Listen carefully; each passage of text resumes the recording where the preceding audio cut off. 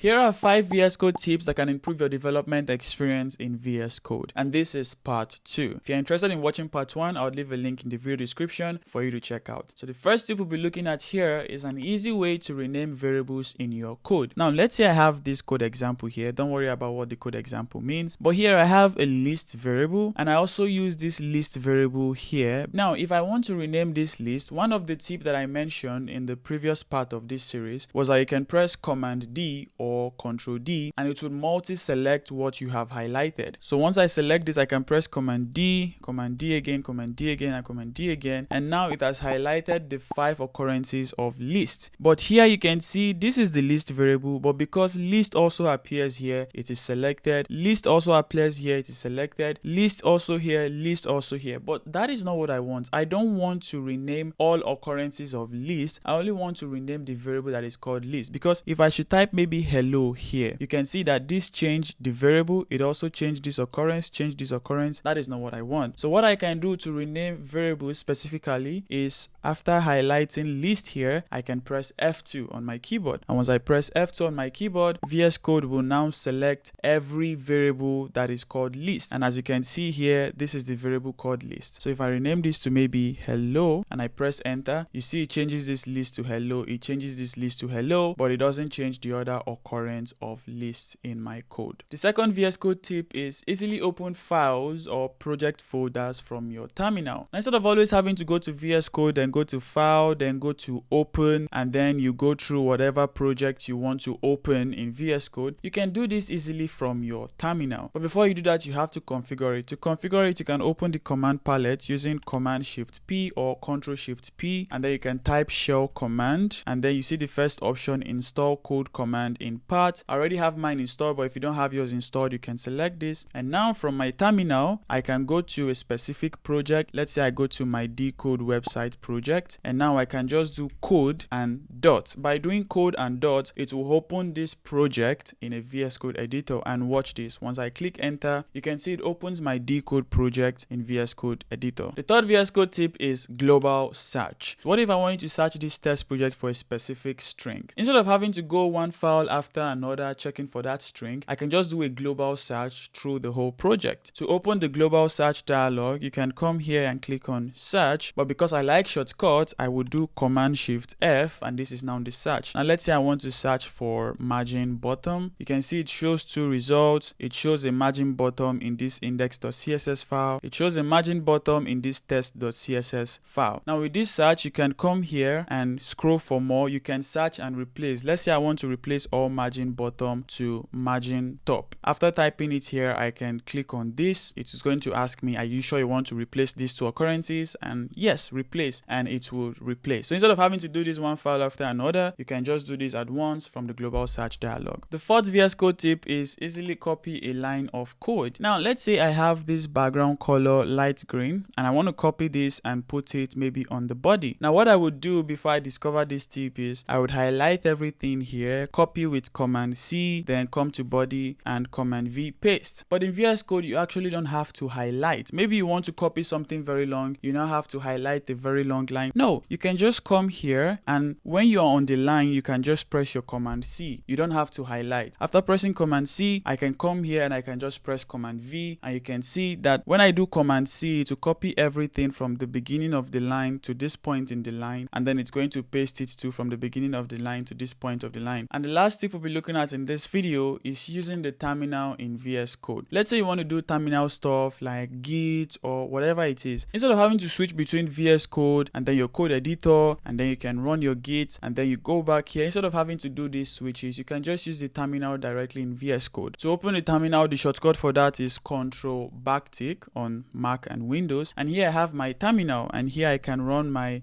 Git status. Oops. Oh, I'm in the wrong project. Let's say I go to my Deeecode project. You see, I can even go wherever I want in this terminal. So yeah, something like this. Why I also love this terminal is that I can even put the terminal under here like this. And how I would do this often is I will put it by the right here, and maybe I can open another project by the right here, something like this. So I have code editor, terminal, code editor. You can position it anyhow you want to position it. I can also put it down here, so you can see this part is showing on the right, and then here I have my code, I have this. So anyhow you'd like to do do this. Now on the small screen, I have discovered that the terminal experience is not the best because now I probably have to zoom out to be able to see my code well, or if I zoom in, everything is going to be too much on the screen. So if you're on the small screen, it may not be the best experience, but I've discovered that when I do this on my monitor, which has a bigger screen, it is a much better experience. I am just in VS Code, I'm writing my code, I'm doing my terminal stuff. I don't have to leave VS Code and go to a different terminal to run my terminal commands. So those are the 5 tips for this video. Again, if you haven't seen part 1, I would leave a link in the video description. I hope you found all or some of these tips useful. Let me know what your favorite tip is in the comment section, and watch out for part 3 where I share even more tips on how to improve your experience in VS Code.